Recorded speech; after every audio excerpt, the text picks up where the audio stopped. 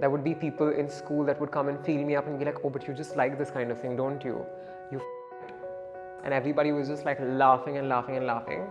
And through like 2 entire periods, I was just crying sitting in class. You kind of start to feel very isolated. I think that's the best way to put it, isolation. And they took me to a psychiatrist. And that psychiatrist really had no idea what the hell she was doing. And she was just like, oh, you need a more masculine influence in your life. You need to spend more time with your dad. Maybe that'll fix you, like that kind of thing. So I walked out of that office thinking that something is really wrong with me. And that's the power a doctor has. When a doctor says something is wrong, like people believe that shit. It was difficult to grow up feeling like you're disappointing your family, that you're disappointing your dad.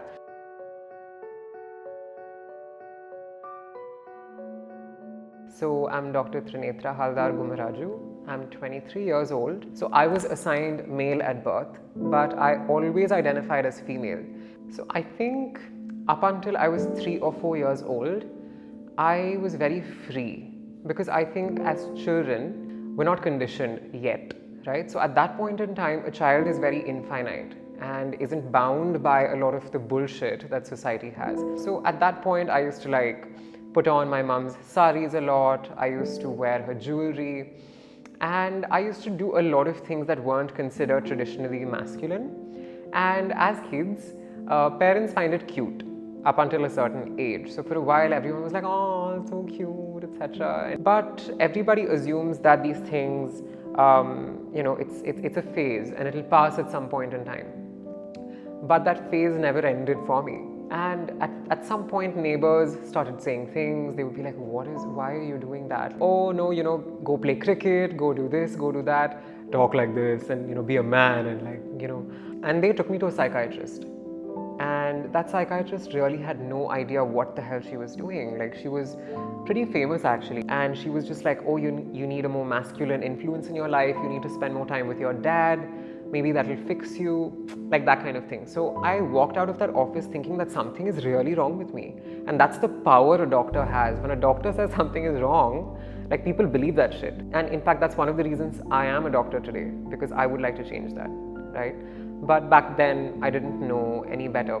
It was difficult to grow up feeling like you're disappointing your family, that you're disappointing your dad. You kind of start to feel very isolated. I think that's the best way to put it, isolation.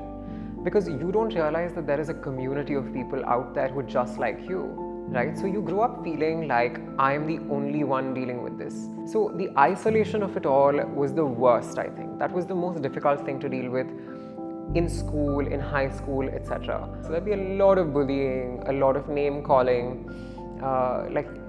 At some point, I realized that, oh, fractions are a thing, and 0.5 actually means half, and that is why I am being called 0.5 by a lot of kids. And the bullying would often get like physical even, and it was hard. A lot of sexual violence even.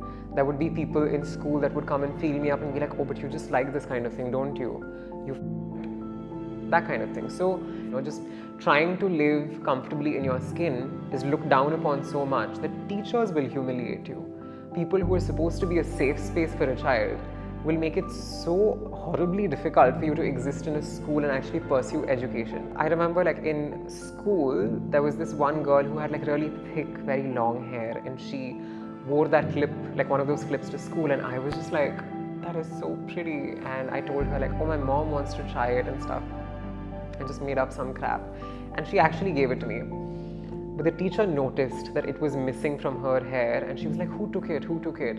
And of course, she said that I had taken it, and the teacher found out. And just to humiliate me, she put that clip in my hair in front of the whole class, and everybody was just like laughing and laughing and laughing. And through like 2 entire periods, I was just crying sitting in class. And that's when I think I learned that, okay, shit, something is really wrong. I was denied girls' hostel. They said that I didn't have the organs required to be in girls' hostel, which is ridiculous. So clearly, reproductive anatomy or ability cannot define what a woman is.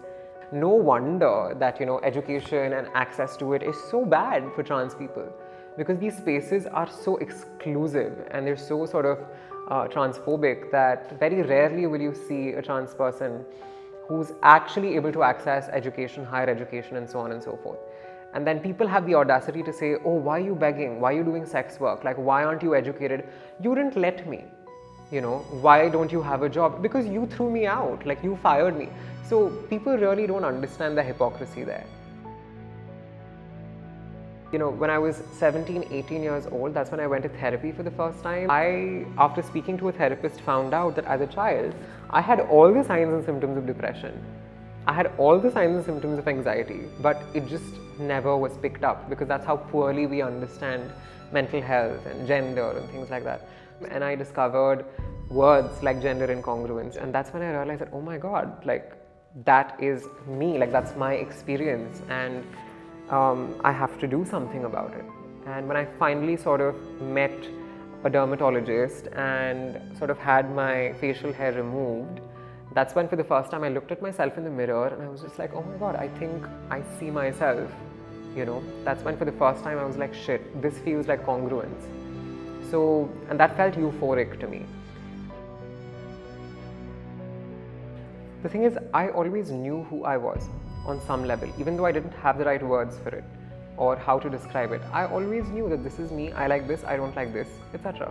There was never one specific turning point. It was always tiny, tiny, tiny, tiny steps of becoming more and more and more aware of unlearning what I had been taught to believe, unlearning the self-hatred, unlearning that conditioning. So it was the smallest of things. It was being able to use a women's restroom when I was wearing a dress.